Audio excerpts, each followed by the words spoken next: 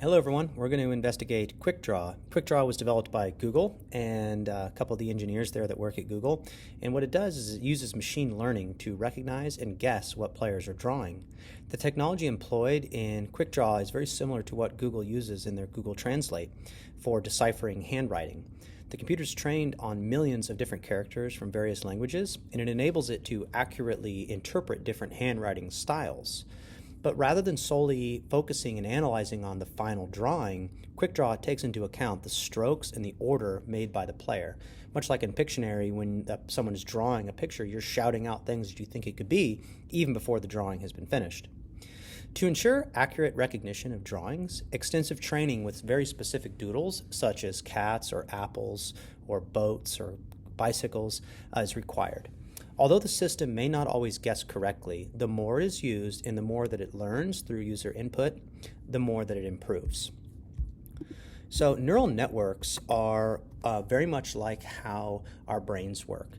A neural network, imagine that you had a robot friend who wanted to learn how to recognize different animals. Rather than just showing it a book full of lots of different pictures of animals, you would focus on one animal at a time, like cats, and you would show it lots of different pictures of cats, different colors and shapes and sizes, different breeds of cats, different eye color, and through that it will begin to recognize a cat by looking at lots of different types of cats and knowing what makes a cat what it is. A neural network is like a simplified model of how our brains work, and it's made up of tiny interconnected parts called neurons, and they work together to help our robot friend recognize patterns in pictures. The cool thing is that your robot, the more that it sees pictures, the better the neural network gets at recognizing different animals. And it learns from mistakes and it adjusts itself, just like how we get better at things through practicing. A neural network is a lot like a smart tool in that it helps computers understand different things. Okay, so let's investigate QuickDraw. Here we are. We have 6 challenges. First one is beach. This is a voiceover of my drawing. And boy, I gotta say, this might have been one of the worst attempts ever, but I did one take. So for drawing a beach, I started off with drawing some water. I drew what would be sand, and I tried to get to an umbrella, but it figured it out. Next was diamond. Before I began to add the parts of what I thought it would be a diamond, it guessed diamond. It looked more like an ice cream cone. Now for trumpet, I had a little bit of difficulty with this one. And at the bottom, you can see it guessing all these different things. And just as I got ready to add the push keys, it figured it out. Dog, struggled a little bit with. Perhaps my interpretation of a dog in the order that I drew the strokes is not as consistent with what's in the library. It pulled it off at the very end. I chose to start with the face, and it looked like a human until it had ears. Maybe I should have started with a tail.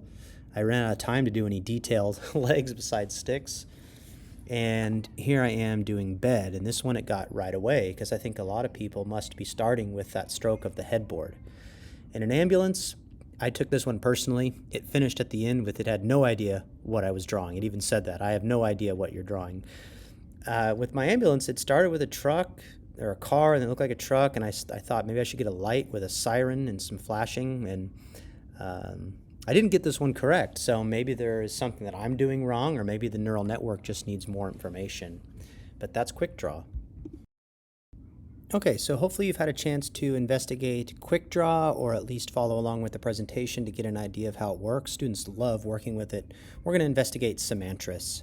And Semantris is a word association program that uses machine learning to not only just look for individual words, but also phrases and pull from those phrases and identify what elements of it can be attributed to the keywords here on the screen. So it works a lot like Tetris. As long as you're clearing blocks before they reach the height limit at the top, then you can keep playing and keep accumulating points.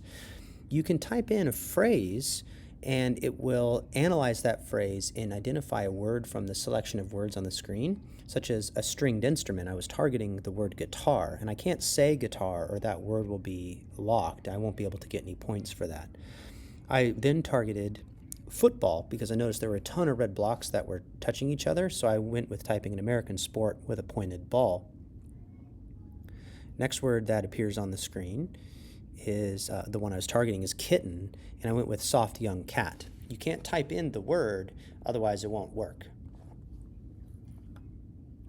The next one I thought was really interesting because there was shark and ocean, and I didn't realize ocean was there at the time. But when I typed in "people are scared of this in the ocean," trying to get rid of shark, it put a lock on ocean. So this is Semantris, and this is a word association machine learned program that is a ton of fun to implement into your classroom.